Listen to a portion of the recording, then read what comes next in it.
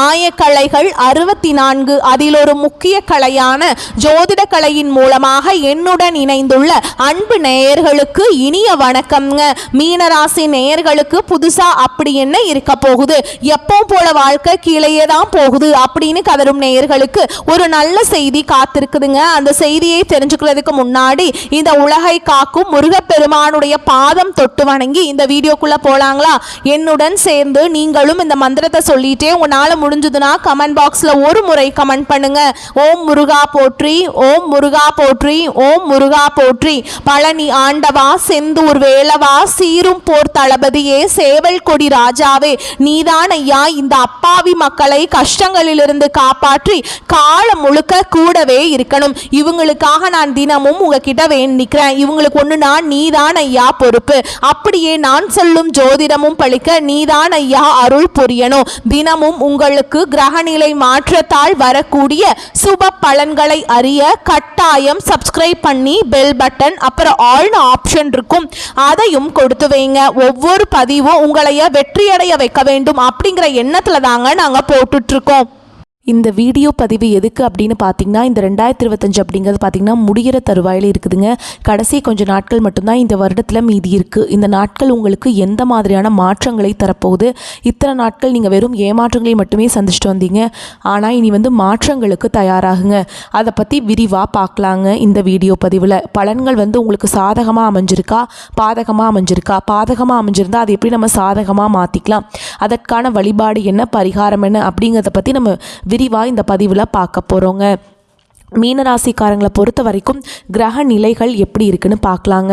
பஞ்சம பூர்வ புண்ணியஸ்தானத்தில் குரு பகவான், ரண ருண ரோகஸ்தானத்தில் கேது பகவான், அஷ்டமஸ்தானத்தில் புதன் பகவான் மற்றும் சுக்கிர பகவான் கூட்டணியில் இருக்காங்க.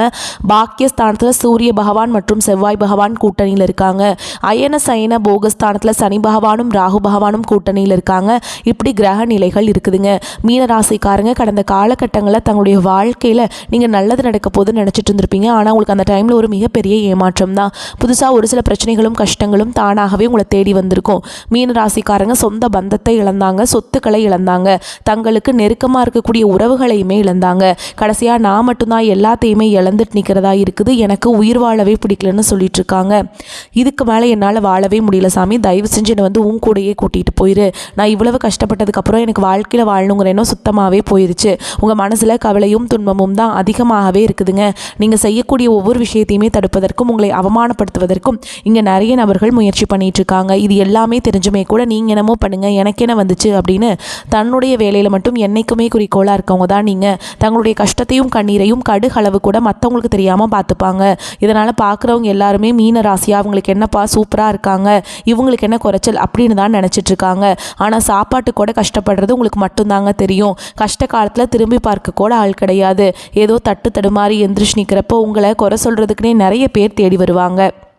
உங்கள் சொந்தக்காரங்க நண்பர்களுக்கு ஒரு தேவை இருக்குதுன்னா மட்டும்தான் உங்ககிட்ட வருவாங்க.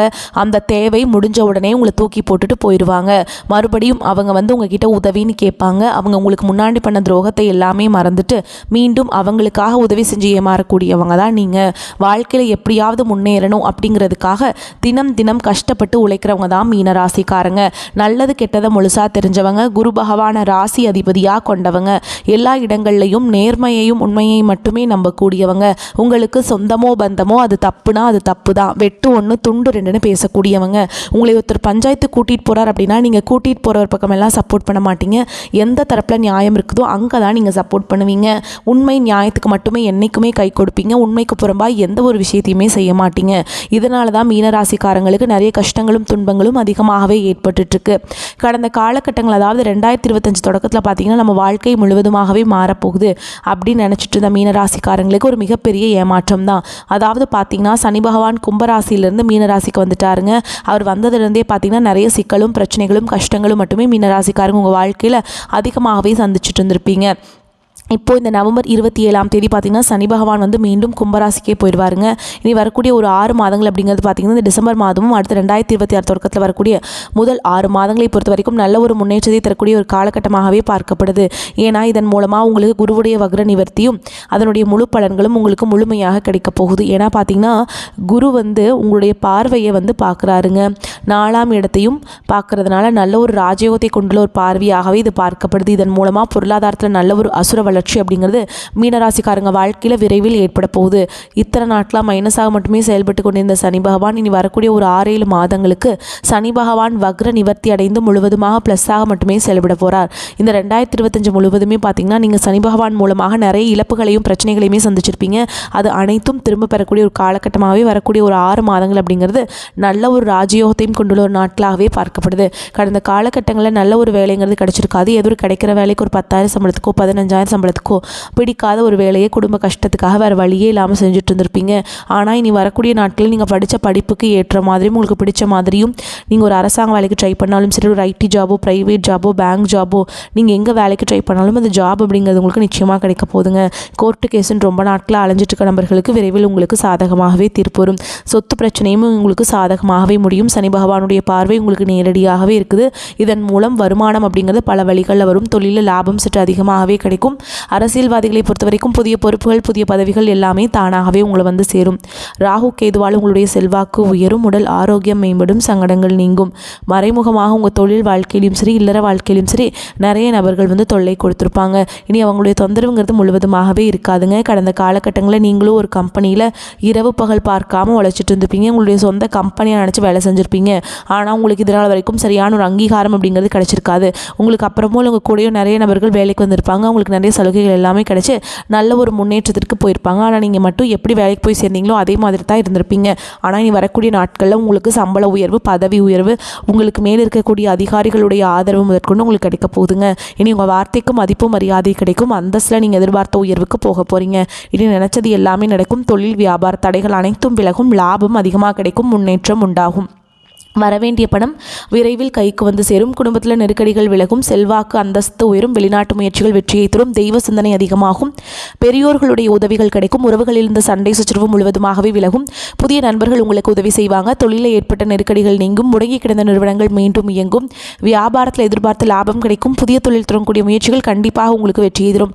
கடந்த காலகட்டங்களில் திருமண நிலை அப்படிங்கிறது பார்த்திங்கன்னா மீனராசிக்காரங்களுக்கு நிறைய பிரச்சனையும் சிக்கலையுமே பெரும்பாலும் சந்திச்சிருப்பீங்க. அடிச்சு பிடிச்சி நிச்சயதார்த்தம் வரைக்கும் கொண்டு போனால் கூட அக்கம் பக்கம் இருக்கிறவங்க தெரிஞ்சவங்கன்னு கெடுத்து விட்டுருவாங்க.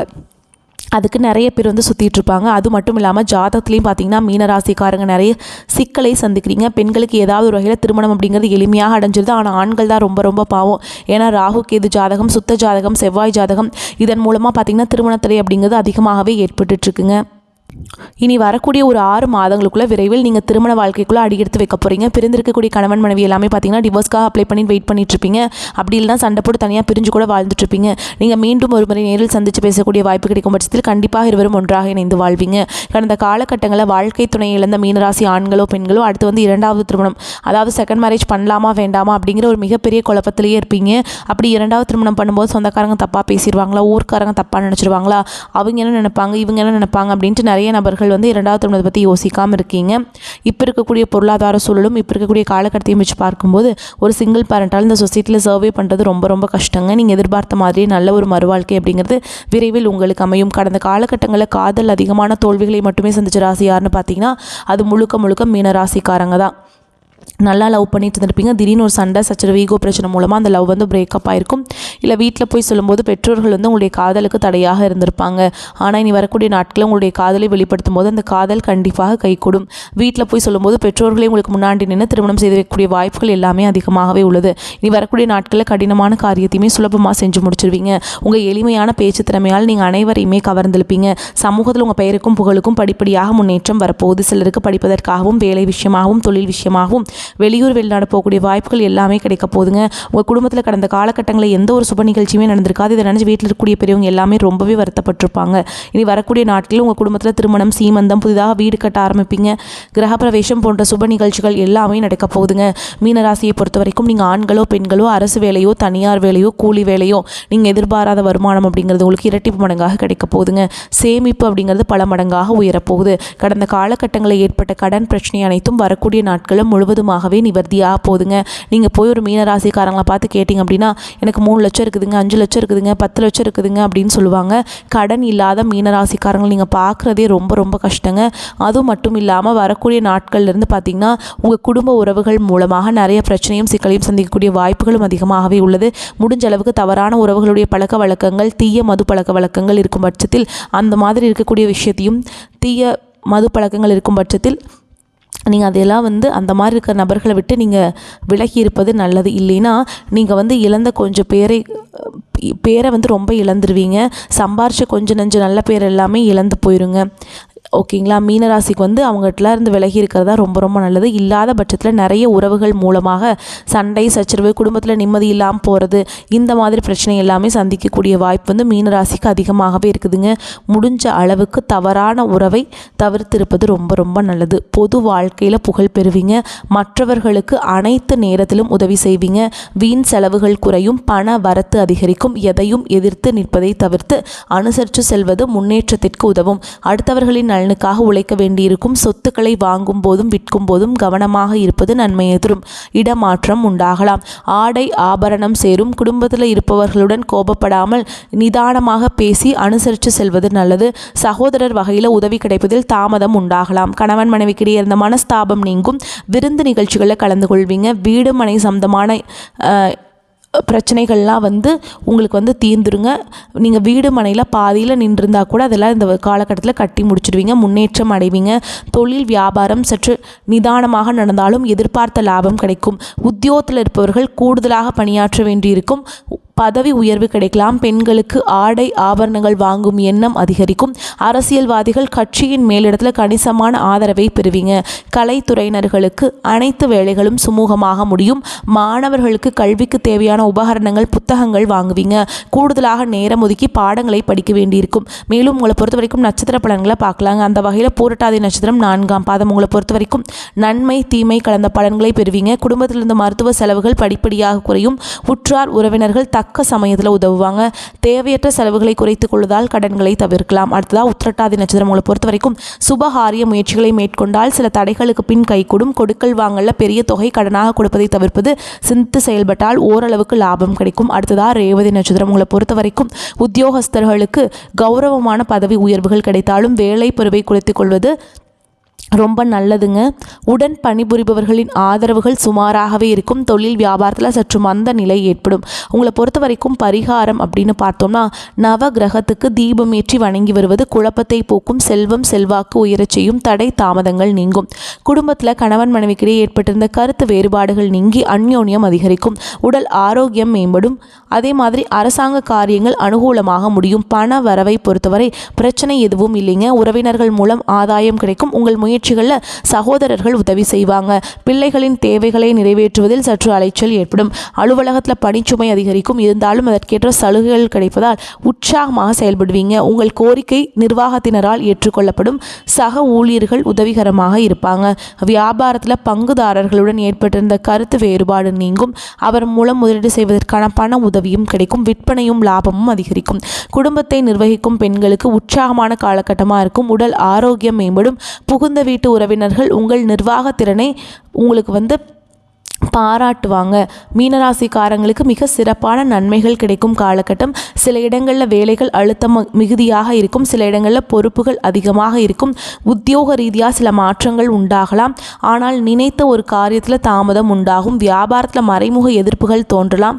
புதிய முயற்சிகளில் நிதானமாக ஈடுபடலாம். குடும்பத்திலிருந்து வந்த பிணக்குகள் நீங்கும். பிள்ளைகளால் மன நிம்மதி உண்டாகும். உத்தியோகத்தில் இருக்கவங்களை பொறுத்த வரைக்கும் அலுவலகத்தில் இறுக்கமான சூழல் இருக்குங்க. பதவி உயர்வு, இடமாற்றத்தில் தாமதம் தாமதம் ஏற்படலாம். வியாபாரிகளை பொறுத்த வரைக்கும் வியாபாரத்தில் புதுமையான திட்டங்களை போடுவீங்க. வியாபாரத்தை அதிகரிக்க நண்பர்கள் உதவியை நாடுவீங்க. குடும்பத்தினரால் சில நன்மைகள், பிள்ளைகளால் பிரச்சனைகள் எதுவும் ஏற்படாதுங்க. பெரியோர்களின் ஆதரவு கிடைக்கும்.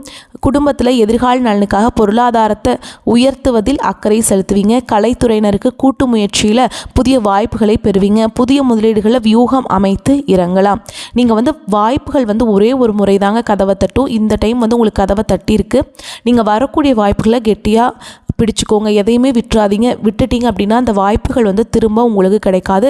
அப்புறம் ரொம்ப கஷ்டப்பட வேண்டி இருக்கும். நீங்கள் வாழ்க்கையில் முன்னேறணும் அப்படின்னு ரொம்பவே நினச்சிட்ருக்கீங்க. ரொம்ப மன உறுதியோடு இருக்கீங்க. அதனால் வாய்ப்புகளை கெட்டியாக பிடிச்சிக்கோங்க. சரிங்களா?